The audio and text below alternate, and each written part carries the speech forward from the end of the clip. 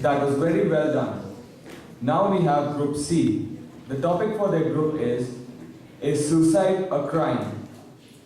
Speaking for the motion, we have Manmeet Kaur Nagpal from Amtol's Public School. And speaking against the motion, we have Anirudh Singh from St. Joseph's College.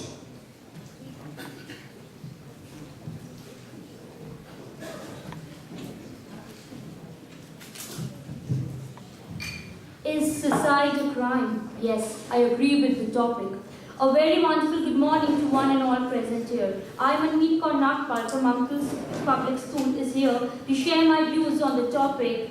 Is suicide a crime? I am for the motion. Yes, every hour a suicide takes place in India. There are lots of reasons why suicides happen.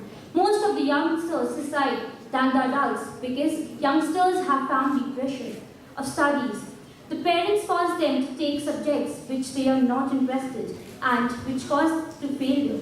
We all have heard a lot of cases that after the board results, up to 20 to 30% of the students who appeared for the exam committed suicide because they had failed their boards, and which causes depression, anxiety, of course, family pressure. Because at that time, the family are concerned of society rather than the children.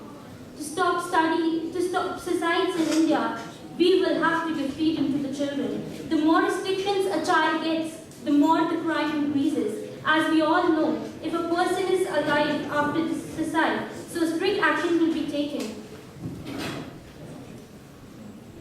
I would like to conclude the topic by saying, if we want to reduce the numbers of suicides, the parents have to give freedom to their children rather than thinking about the society. And I also want to say that the punishments for the suicide crimes should increase. Thank you.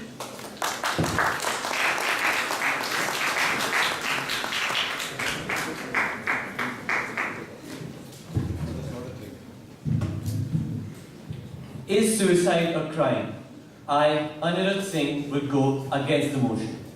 A very good morning to all present here, esteemed guests, respected teachers, participants, and my worthy opponents.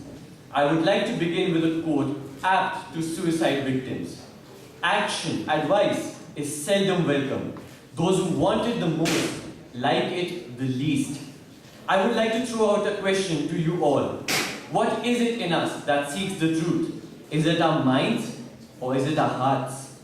In taking our decisions, the conventional ones as well as those which are of urgent importance to one, how many of us go with the rational and judgment of our brain, which jumps to action at the spur of the moment? But how many of us go with the emotionally saturated and prolonged conditioned decision of our heart? Suicide is most definitely not a crime. Those who fight and run away shall live to fight another day. Well, they have no other day. The constraints from society, may it be prejudicial, religious, personal, or peer, push a person from the pinnacle of glory and livelihood to subsequent meteoric downfall. We might apparently be socially aware, but how many of us actually stand for social justice? We need to look into the hearts and psychology of these people, not with these eyes, where action turns commonality into prejudice, but with our hearts, where we don't know any better. Put yourself in the victim's shoes. Is he or she doing this to harm others, or actually inciting and venting out the constant burden and pressure that is eating them from the inside every second, pushing them down this suicidal path? One purely commits suicide out of one's willingness, which is their heart's decision deemed right.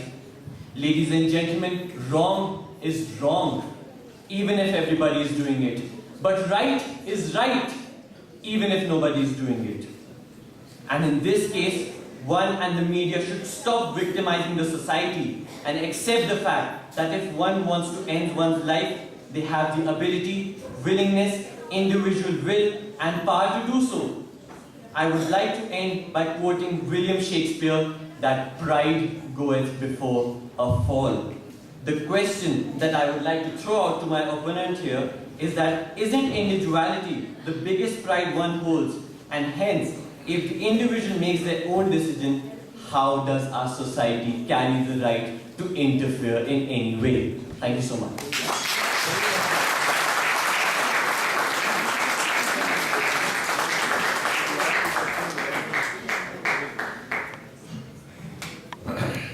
That was very well done. This brings us to the end of this event. We now request all the participants to follow the ushers to the school's dining hall where lunch will be served.